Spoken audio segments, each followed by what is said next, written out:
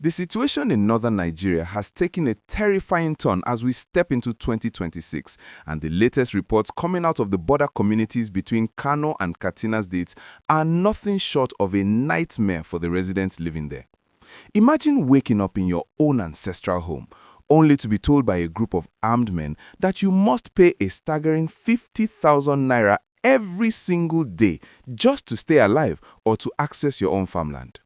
This is the grim reality facing villagers in places like Shanono and Tsanyawa, where bandits have reportedly moved in from their traditional hideouts in the forests to establish what can only be described as a parallel government.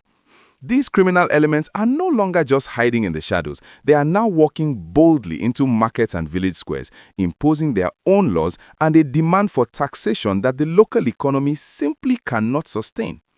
The pressure is so intense that entire families are packing their belongings in the middle of the night, fleeing towards Kano City and leaving behind years of hard-earned agricultural progress because the choice has become a brutal one: pay this impossible tax or face certain death. What makes this story even more captivating and deeply concerning is the strategic way these bandits are operating as we enter this new year. Security analysts and journalists on the ground have observed that as the Nigerian military intensifies its operations in Zamfara and Sokoto, these armed groups are migrating eastwards, infiltrating the relatively peaceful local government areas of Kano State that border Katsina. They are using the vast, ungoverned spaces of the Rugu and Falgore forest reserves as transit points, moving on fleets of motorcycles, sometimes up to 50 at a time, to lay siege to unsuspecting communities. In recent days, the village of Farorua and its neighbors have seen an escalation in violence, with livestock carted away and numerous residents abducted. This isn't just random crime anymore. It is a coordinated effort to cripple the rural economy of the north, where farming and cattle rearing are the bloodline of the people.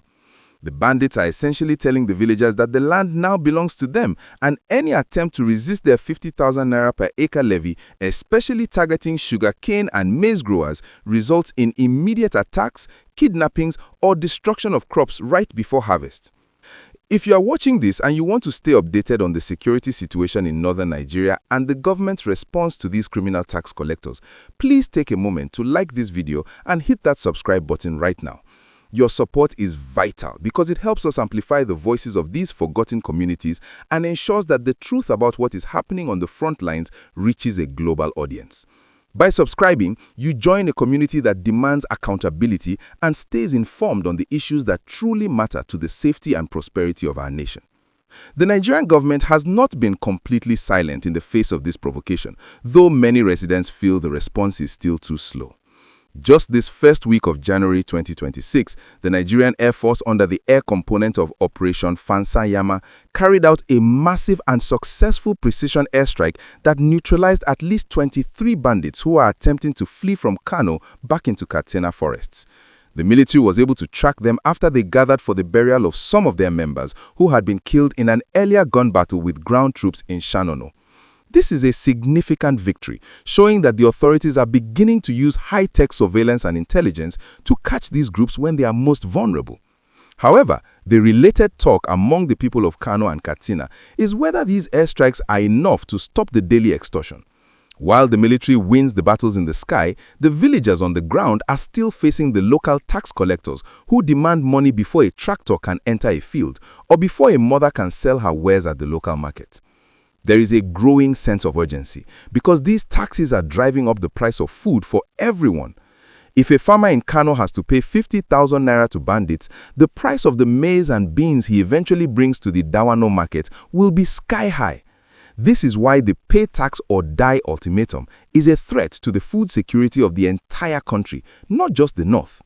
The state governments of Kano and Katsina have been urged to move beyond just peace deals, which the bandits have repeatedly breached in the past, and instead provide a permanent security presence in these border villages. As we look at the year ahead, the struggle between the legitimate government and these bandit taxmen is going to be one of the defining stories of 2026. We must continue to watch closely to see if the promised deployment of more forest guards and joint task forces will finally break the back of this extortion ring and allow the peaceful people of Kano and Katsina to breathe again.